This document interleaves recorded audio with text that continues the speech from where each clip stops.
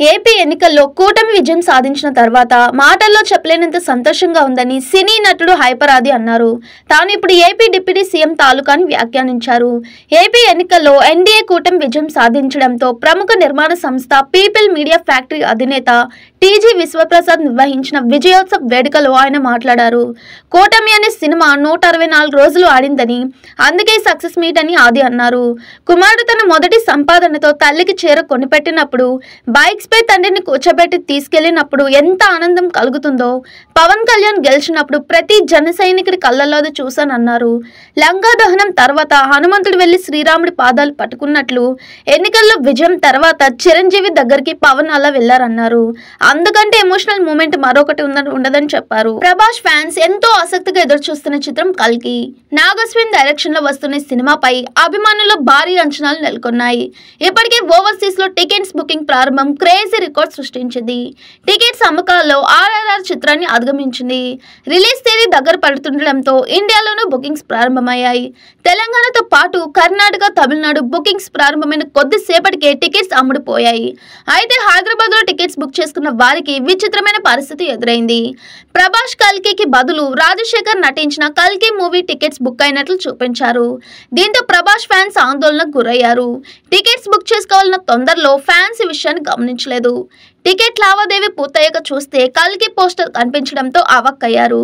కాగా 2019లో ప్రశాంత్ వర్మ, రాజశేఖర్ కాంబోలో కల్కి సినిమా వచ్చిన సంగతి తెలిసిందే. తిరుమలలో భక్తుల రద్దీ కొనసాగుతుంది. శ్రీవారి దర్శనానికి 18 గంటల సమయం పడుతుంది. శ్రీవారి దర్శనానికి 31 కంపార్ట్మెంట్లో వేచి ఉన్న భక్తులు నిన్న 81,645 మంది స్వామివారిని దర్శించుకున్నారు. 31,251 మంది భక్తులు తలనీలాలు సమర్పించుకున్నారు.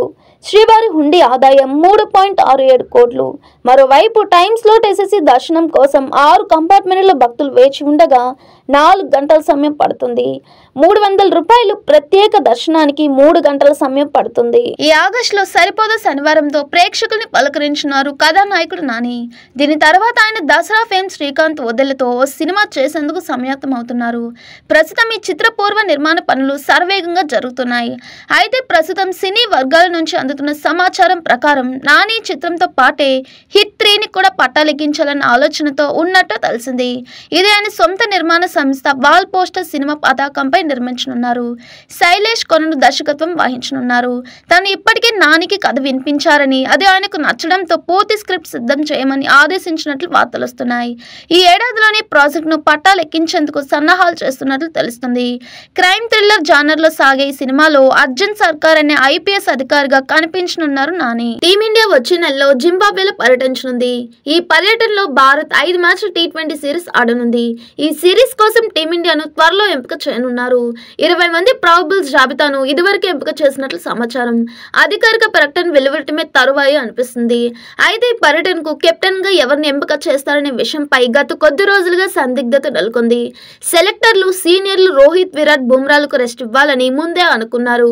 ఈ నేపథ్యంలో హార్దిక్ పాండే లేక సూర్యకుమార్ యాదవ్లలో ఎవరో ఒకరు టీమిండియా సారథిగా వ్యవహరిస్తారని ప్రచారం జరుగుతుంది.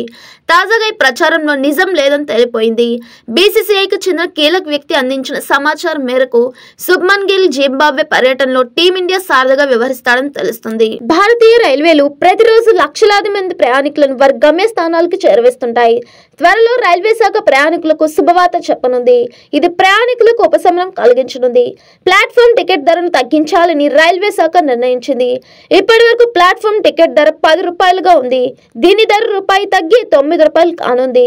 ఇది ప్రయాణికులకు ఊరట కలిగించనుంది. రైల్వే స్టేషన్లోకి వెళ్లాలంటే ఎవరైనా సరే ప్లాట్ఫామ్ టికెట్ తీసుకోవాల్సి ఉంటుంది. రైలు ప్రయాణానికి వెళ్లేవారు టికెట్ తీసుకుంటారు కాబట్టి వారు ప్రత్యేకంగా ప్లాట్ఫామ్ టికెట్ తీసుకోని అవసరం లేదు. అయితే ఎవరినైనా రైలు నుంచి రిసీవ్ చేసుకునేందుకు రైల్వే స్టేషన్లోకి వెళ్లేవారు తప్పనిసరిగా ప్లాట్ఫామ్ టికెట్ తీసుకోవాల్సి ఉంటుంది. వైఎస్ఆర్సీపీ అధినేత వైఎస్ జగన్మోహన్ రెడ్డి పులివెందుల పర్యటన ముగిసింది. 3 రోజుల పాటు సొంత నియోజకవర్గంలో ప్రజా దర్బార్ నిర్వహించడంతో పాటు పలు కార్యక్రమాల్లో పాల్గొన్నారు. ఆయన సోమవారం మధ్యాహ్నం తన పర్యటన ముగించుకొని సతీ సమేతంగా బెంగళూరుకు వెళ్లారు. సోమవారం పులివెందులలో వైఎస్ జగన్ వైఎస్ఆర్ జిల్లాతో పాటు కర్నూలు, అనంతపురం, చిత్తూరు చుట్టుపక్కల జిల్లాల నుంచి పార్టీ శ్రేణులను కలిశారు. పార్టీ నాయకుల్ని అభిమానుల్ని కలవడంతో పాటు వాళ్ళ నుంచి విజ్ఞప్తులను స్వీకరించారు. పార్టీ ఓటమిని తలుచుకొని బాధపడొద్దని, ధైర్యంగా ముందుకు వెళ్లాలని సూచించారు.